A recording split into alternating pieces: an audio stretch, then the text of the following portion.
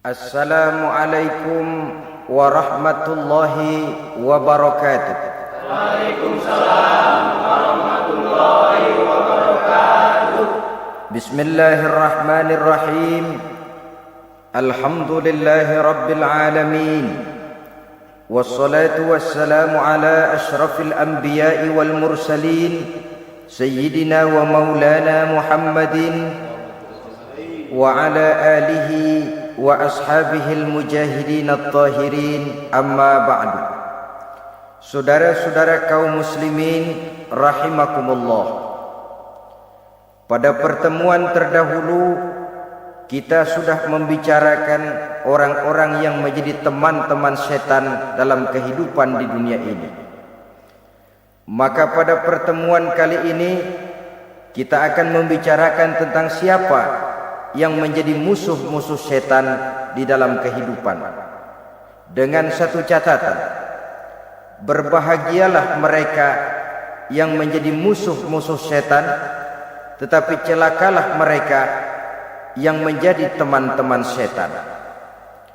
Bagaimanapun juga di dalam kehidupan ini, apabila orang telah memproklamirkan bendera permusuhan kepada kita, maka kita tentu seharusnya bersikap waspada dan mawas diri. Demikian juga iblis dan seluruh bala tentaranya yang terdiri daripada setan-setan. Mereka telah mengibarkan bendera permusuhan kepada Nabi Adam dan anak cucunya, kepada kita umat Rasulullah sallallahu alaihi wasallam. Akan sengsara dan celaka jika kepada iblis dan setan yang telah nyata-nyata mengibarkan bendera permusuhan itu kita mengadakan toleransi, mengadakan kerjasama, dan menjadi budak yang memperturutkan kemauan daripada iblis dan setan. Siapa yang menjadi musuh-musuh setan dalam kehidupan ini? Inilah pertanyaan berikutnya yang diajukan oleh baginda Rasul kepada iblis. Hai iblis, kalau teman-temanmu adalah seperti yang telah engkau jelaskan tadi, sekarang cobalah beritahu saya, siapa di antara umatku yang menjadi musuhmu dalam kehidupan ini? Atas pertanyaan ini iblis laknatullah menjawab, ya Rasul, musuh-musuhku di antara umatmu, pertama anta ya Muhammad. Musuhku yang pertama adalah engkau, wahai Muhammad. Kenapa iblis mencatat Nabi Muhammad sebagai tokoh nomor satu dalam deretan musuh-musuhnya? Mudah difahami. Pertama, keberadaan Rasul merupakan rahmah lil alamin, rahmah bagi lingkungan. Yang kedua, beliau berfungsi menyelamatkan manusia dari tempat yang gelap gulita, dari tempat kesesatan menuju tempat yang terang benderang, penuh berisi petunjuk dan hidayah dari Allah Subhanahu wa taala. Maka menurut iblis, inilah manusia perintang pertama atas segala daya dan usahanya menggelincirkan manusia ke jalan yang dimurkai oleh Allah Subhanahu wa taala. Kalau kita baca sejarah, risalah yang dibawa oleh Nabi Muhammad ini memang merupakan risalah yang membawa rahmah bagi alam sekitarnya. Ada sedikit perbedaan dengan risalah-risalah sebelum beliau. Sepertinya risalah yang dibawa oleh para rasul terdahulu itu mempunyai efek yang langsung pada kehidupan di dunia ini. Nabi Nuh misalnya menyampaikan agama. Hai umatku, ini agama. Umat menentang, turun banjir yang menenggelamkan orang-orang kafir. Azab diturunkan pada waktu itu juga, pada saat nabinya masih hidup. Jadi azabnya itu jenis cash, kontan. Nabi Soleh, hai umatku, ini agama. Mereka menolak, turun gempa bumi yang amat hebat menggulung orang-orang kufur. Nabi Musa, hai umatku, ini agama. Mereka menolak, sebagian ditenggelamkan di Lautan Merah, sementara sebagian lain dikutuk menjadi monyet-monyet yang hina seperti diceritakan dalam Al-Qur'anul Karim. Lain dengan Rasulullah sallallahu alaihi wasallam. Bagaimanapun kurang ajarnya umat yang dihadapi oleh beliau, bagaimanapun menentangnya jamaah yang dihadapi oleh beliau, azab tidak turun sepanjang beliau masih hidup. Ini merupakan jaminan dari Allah, wa ma kana Allahu liyu'azzibahum wa anta fihim. Allah sama sekali tidak akan menurunkan azab selama engkau wahai Muhammad masih hidup di tengah-tengah umatmu. Jadi keberadaan Nabi Muhammad merupakan jaminan keselamatan bagi umatnya. Selama beliau masih hidup, azab tidak turun bagaimanapun kurang ajarnya umat. Di sini sedikit bedanya dengan nabi-nabi terdahulu. Juga perbedaan dalam pola dakwah. Nabi Nuh ketika dakwahnya ditolak oleh umat, keluar doanya meminta umatnya ditenggelamkan. Tetapi Nabi kita ketika dilontari batu oleh umat, malah beliau mendoakan umatnya agar memperoleh hidayah. Oleh sikap yang semacam ini, wajar lalu iblis menganggap Nabi Muhammad sebagai musuh ranking pertama. Yang kedua, siapa musuhmu di antara umatku? Yang kedua kata iblis, musuhku Muhammad imamun adil, pemimpin yang adil. Itu yang akan menjadi musuhku di dunia ini. Putus asa iblis menghadapi pemimpin yang adil. Tipu dayanya tidak terkena. Segala tingkah polanya tidak diperturutkan.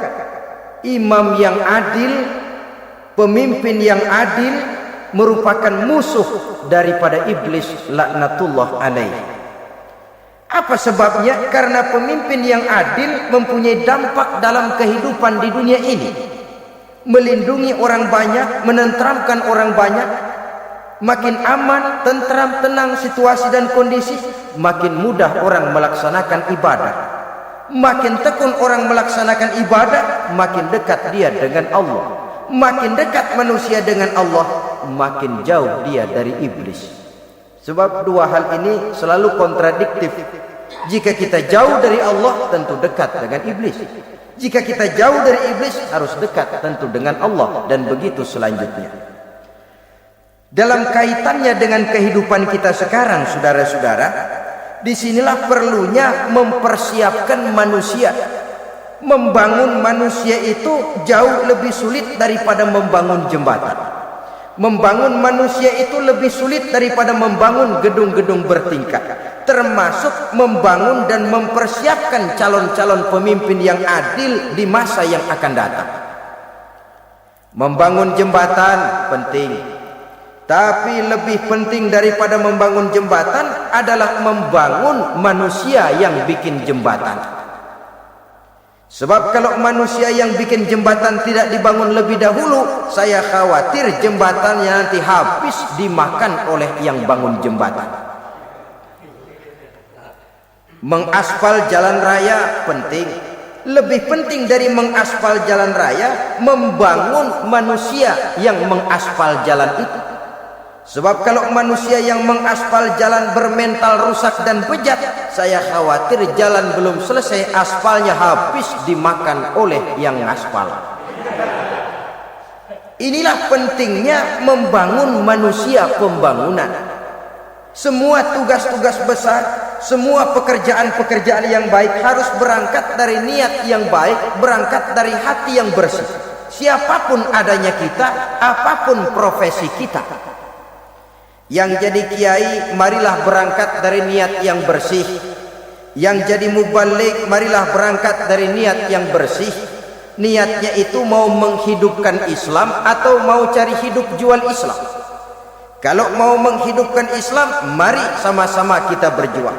Tapi kalau mau cari hidup untuk dengan menjual Islam, minggir saja daripada nanti bikin malu. Yang mengurus masjid, mari berangkat dari niat yang bersih. ngurus masjid itu niatnya mau menghidupkan masjid atau mau cari hidup di dalam masjid. Kalau mau menghidupkan masjid, mari. Tapi kalau mau mencari hidup di dalam masjid, tolong minggir saja daripada nanti bikin aib. Yang jadi orang alim, mari berangkat dari niat yang bersih. Jangan memperjualbelikan fatwa yang halal dikatakan haram, yang haram jadi samar-samar, nanti membingungkan umat.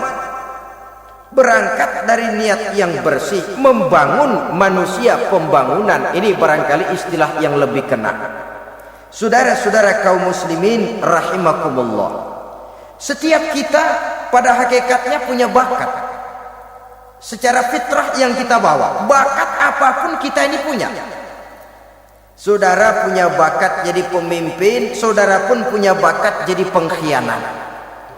Saudara punya bakat jadi orang soleh, saudara juga punya bakat jadi orang salah. Saudara punya bakat jadi orang besar, saudara pun punya bakat jadi orang hina. Seluruh bakat ada di dalam diri kita. Tinggal nanti pertumbuhannya mana yang lebih subur. Saudara punya sifat berani, saudara pun punya sifat takut. Seberani-beraninya orang mesti ada sifat takutnya. Nanti mana yang tumbuh lebih subur? Kalau takutnya tumbuh lebih subur, dia akan jadi orang penakut.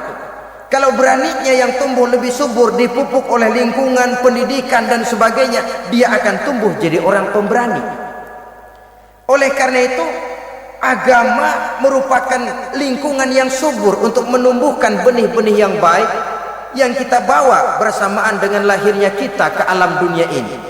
Setiap kita, saya, saudara, punya bakat jadi pemimpin, punya bakat jadi pengkhianat, punya bakat jadi pengabdi, punya bakat jadi koruptor, punya bakat jadi pemelihara, punya bakat jadi perusak. Tinggal nanti lingkungan pendidikan yang menumbuhkan mana yang tumbuh lebih subur. Kalau lingkungan saudara lingkungan maling, maka sifat pengkhianat akan tumbuh lebih subur. Kalau nanti saudara jadi pemimpin, insya Allah korupsi. Lingkungan yang menumbuhkan sifat mengabdi, sifat berbuat tanpa pamrih, dikalahkan oleh sifat pengkhianat dan korupsi itu yang dibentuk oleh lingkungan, pendidikan, pengalaman dan sebagainya. Oleh karena itu, secara dini agama menanamkan, menyuburkan fitrah-fitrah yang baik yang kita bawa bersamaan dengan hadirnya kita dalam kehidupan ini. Sebab itu seorang penyair bernama Syauqi mengatakan dalam sebaik syairnya, waladatka ummuka ya ibna adam bakian wan nasu haulaka yadhakuna surura. Hai manusia, pada saat kamu dilahirkan kamu menangis dan orang lain di sekelilingmu ketawa. Kakek senyum dapat cucu baru, paman gembira dapat keponakan baru, sementara kita yang lahir menangis. Betul apa benar? Apa ada saudara yang begitu dilahirkan terus nyengir? Saya kira kabur dukunnya itu. Setiap kamu hai manusia lahir dalam keadaan menangis, orang sekelilingmu tertawa. Karena itu katakan kepada mereka yang senyum di sekelilingmu, hai manusia, pada saat saya dilahirkan saya menangis dan kamu semua tertawa. Baik manusia, tapi nanti pada satu saat harus terjadi kebalikannya. Kalau dikala saya lahir saya menangis dan kau semua senyum, nantilah manusia. Kalau satu saat saya meninggalkan alam dunia ini, saya akan berangkat dengan senyum dan kalian semua akan berurai air mata. Kalau perlu dari Sabang sampai Merauke kibar bendera setengah tiang. Kalau perlu, jangan terbalik, kita mati melotot orang malah gembira. Karena hidup selalu membawa sifat-sifat yang merusak. Inilah orang kedua yang menjadi musuhnya iblis dan beruntung menjadi musuh iblis. Siapa? Imamun adil, pemimpin yang adil. Saudara-saudara kaum muslimin rahimakumullah. Yang ketiga musuh iblis, ghaniyun mutawadhi, orang kaya yang rendah hati, orang kaya yang tidak sombong. Kaya apa saja, baik kaya oleh karena ilmu, orang yang kaya karena ilmu disebut orang alim. Baik kaya karena materi, orang kaya karena materi dinamakan hartawan. Baik kaya karena kedudukan, orang yang kaya karena kedudukan dinamakan pejabat. Orang kaya yang rendah hati itu musuh iblis. Beruntung dia menjadi musuh iblis. Iblis tidak senang ada orang kaya tidak sombong. Tapi iblis paling senang kalau ada orang kaya sombong. Lebih senang lagi iblis kalau ada orang miskin sombong. Masya Allah. Orang kaya sombong, walaupun iblis senang, orang masih bilang pantas saja dia sombong, kaya apaan aja punya. Udah miskin sombong, kira-kira yang disombongin apaan? Dalam segala bentuknya sombong ini Allah tidak senang, tapi iblis senang. Kenapa? Karena sponsor sombong iblis. Kan yang pertama kali sombong iblis toh. Ketika disuruh sujud kepada Nabi Adam, dia nggak mau. Ini kesombongan pertama yang terjadi dalam sejarah. Ketika ditanya kenapa kau tidak mau sujud iblis? Saya kan dibikin dari api, Adam dari tanah. I am the best. Saya lebih hebat daripada iblis, daripada Adam. Adam baru kemarin dibikin, saya sudah lama. Kata Allah, kamu sombong iblis, ini surga bukan tempat orang sombong, keluar. Terusir dia dari surga. Jadi kesombongan pertama adalah kesombongan yang dilakukan oleh iblis, dan dia tanamkan itu kepada kita supaya jadi orang sombong. Karena itu sombong ilmu Allah nggak senang, tapi iblis senang. Mentang-mentang ada ilmunya. Nih, satu-satunya ustadz di sini ya. Semua mesti ngaji sama gue. Kalau nggak ngaji sama gue, Islamnya kurang tapi bener. Sombong karena ilmu, sombong karena pangkat. Mentang-mentang pakai bintang di pundak, jalan pundak duluan. Yang wajar saja hidup ini. Sombong harta pun begitu. Kaum muslimin rahimakumullah. Orang kaya yang rendah hati dimusuhi oleh iblis, tapi dicintai Allah, dicintai Rasul, dicintai malaikat. Caranya bagaimana? Kembali kepada satu kesadaran bahwa pada saat terlahir ke alam dunia ini tidak ada yang pernah kita bawa. Kalau sekarang kita punya rumah, punya kebun, punya kendaraan, punya pabrik, punya segala macam benda, apa itu? Titipan. Pada suatu saat akan diambil kembali oleh yang menitipnya. Kalau titipan itu pandai kita jaga, pandai kita syukuri, titipan akan makin banyak. Sama juga kita dalam kehidupan. Kalau orang bisa kita percaya, saya mau pergi ke luar negeri, rumah saya titip kepada tetangga.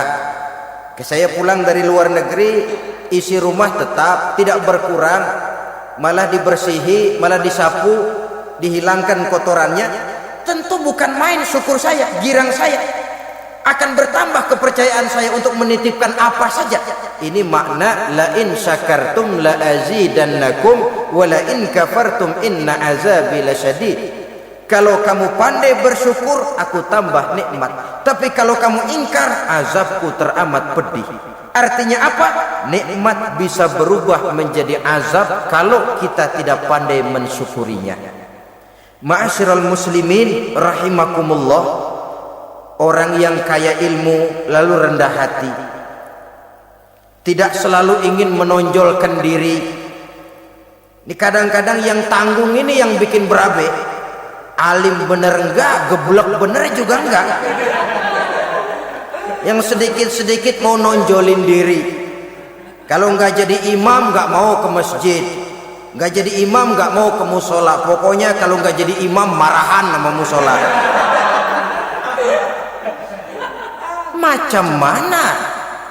Saudara-saudara kaum muslimin, rendah hati. Tidak selalu ingin menonjolkan, sebab orang yang selalu ingin menonjolkan dirinya biasanya orang yang kekurangan kepercayaan kepada kemampuan dirinya sendiri.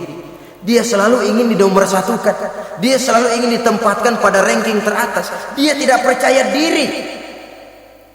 Orang yang percaya diri dapat bersikap wajar dalam kehidupan.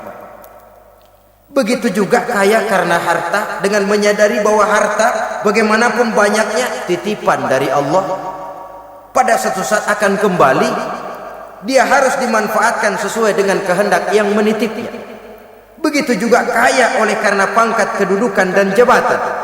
Pada suatu saat jabatan itu akan hilang dari diri kita.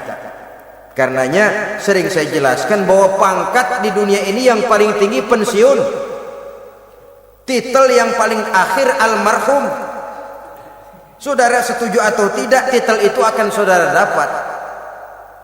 Bagaimanapun kita cinta kepada pangkat, kedudukan, entok pada akhirnya suatu saat akan sampai kepada posisi yang namanya pensiun. Kalau sadarlah kita kepada pemikiran ke arah sana, maka untuk mencapai kekayaan, baik kekayaan harta, kekayaan kedudukan, tidak lalu menghalalkan segala cara untuk mencapai tujuan, tapi dibatasi oleh norma dan kaedah yang harus dia taati, baik kaedah agama maupun kaedah bernegara. Inilah orang ketiga yang menjadi musuhnya iblis, orang kaya yang rendah hati, orang kaya yang tidak sombong. Yang keempat, saudara-saudara, tajirun shadiq, pedagang, pengusaha yang jujur. Iblis gedek betul, benci bukan main sama pengusaha, sama pedagang yang jujur, yang tidak mengurangi timbangan, tidak nipu pembeli, tidak barang yang jelek dibilang bagus, atau yang bagus di atas yang jelek di bawah, atau dicampur yang baik dengan yang jelek supaya kelihatan semuanya jadi baik. Semua orang ingin untung, tidak ada kecuali siapapun orangnya, dan itu wajar. Setiap manusia ingin mendapat keuntungan, kalau perlu dengan modal minimal mencapai keuntungan maksimal, seperti yang diajarkan oleh teori ekonomi. Itu kan yang namanya produktif kan. Satu usaha dinamakan produktif, bagaimana kita mengeluarkan modal minimal bisa mencapai keuntungan maksimal. Silakan. Bahwa manusia ingin untung itu insting, naluri, fitrah, tidak ada orang yang mau rugi. Tapi cara mencapai keuntungan itu yang membedakan antara seorang muslim dengan yang bukan muslim. Sudah pernah saya sampaikan, apabila kaum pengusaha, para pedagang sudah dijangkiti penyakit yang tidak jujur, yang akan timbul adalah kekacauan ekonomi. Kekacauan ekonomi bisa menimbulkan revolusi sosial, dan revolusi sosial merupakan kiamat satu generasi. Semua kericuhan hampir bermuara dari perut, dan itu ekonomi. Orang nodong perut, orang korupsi perut. Ya walaupun korupsi kalau sudah kelas kakap tidak lagi sekedar urusan perut. Ya perut apa yang diurusin kalau korupsinya miliaran itu? Perut jin barangkali. Saudara-saudara kaum muslimin rahimakumullah. Oleh karena itu, pedagang yang jujur, pengusaha yang jujur, ini merupakan musuh iblis. Iblis tidak senang kalau ada pengusaha yang jujur. Iblis tidak senang kalau ada pedagang yang jujur. Tapi iblis akan tepuk tangan kalau pedagang sudah selingkuh, kalau pengusaha sudah nipu. Ada orang bilang, sekarang mah kalau jujur-jujur bener nggak makan apa-apa dong kita. Sebab katanya jangan lagi nyari yang halal, sekarang ini yang haram aja seret. Rupanya sering masang undian nggak pernah kena. Lalu bilang jangan yang halal, yang haram aja nggak kena katanya.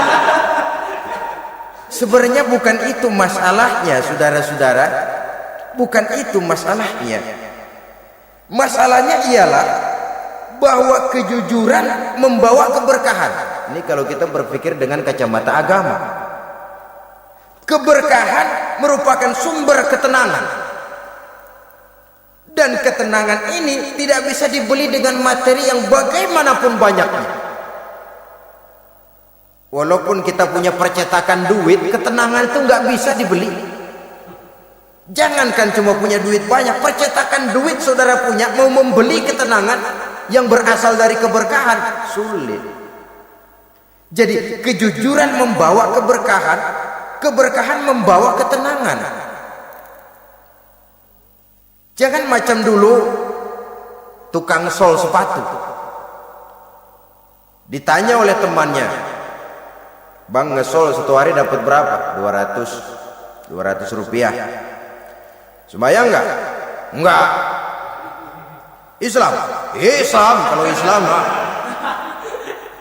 Kata temannya, "Sembayang dah, kali aja besok dapat rezeki lebih banyak." Yang benar, iya. Sebab kalau orang sholat itu Allah dekat, nanti rezekinya ditambah. Beneran? Bener. Subuh sembayang dia. Habis sembayang sarapan, berangkat ke tempat dia ngesol, mangkal. Dari pagi sampai jam 11 belum ada juga yang ngesol. Mulai bimbang hatinya. Katanya kalau sembayang rezeki tambah. Tadi sembayang subuh sampai gini hari belum ada yang ngesol. Cobaan kali, sabar. Datang sholat zuhur. Habis zuhur nunggu lagi, belum juga ada yang datang ngesol. Udah mau pulang hampir maghrib, baru datang satu orang dandanin sendal jepit putus.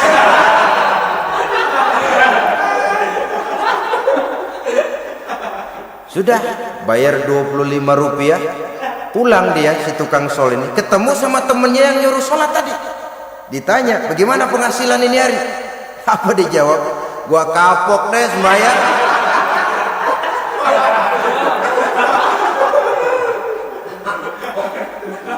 Kemarin nggak sembahyang dapat 200, sekarang begitu sembahyang jigo.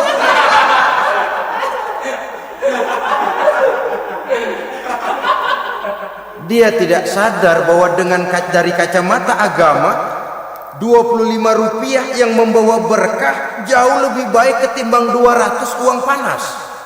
Dari kacamata agama 25 rupiah yang membawa berkah lebih baik daripada 200 rupiah tapi panas. Sebab panas menjauhkan kita dari ketenangan. Itulah sebabnya maka pedagang yang jujur, pengusaha yang jujur menjadi musuh setan dan beruntung. Sekarang jadi pengusaha jujur-jujur nggak dapat proyek, Pak. Kalau nggak bisa semir semur.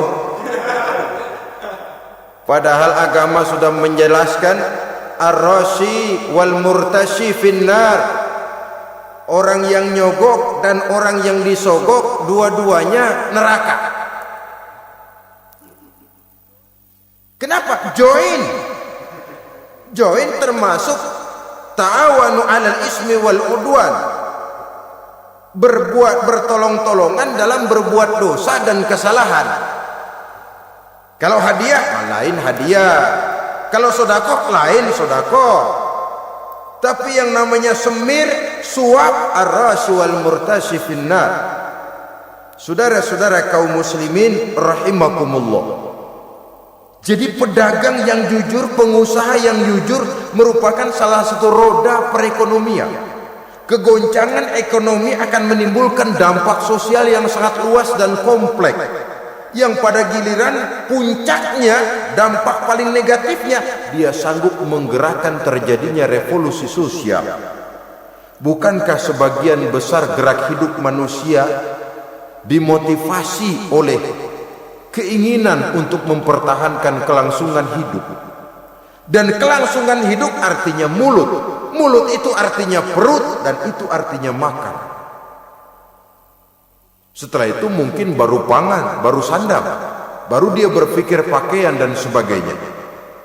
Jadi karena dia merupakan penggerak roda ekonomi, pedagang yang jujur, pengusaha yang jujur mutlak diperlukan dalam kehidupan ini. Sebab sekali lagi kejujuran akan membawa keberkahan, keberkahan memberikan ketenangan dalam kehidupan. Oleh karenanya kita umat Islam biarin duit kita banyak asal berkah. Itu tentu idealnya. Ketimbang dikit tidak berkah, lebih baik ia banyak ia berkah. Dan keberkahan itu datang lewat kejujuran. Kejujuran ini sudah dicontohkan oleh Rasul pada saat beliau berniaga ke negeri Syam dikala berumur 9 tahun, bahkan dikala berumur 25 tahun seketika membawa dagangan Sayyidatuna Khadijah yang kelak jadi istri beliau.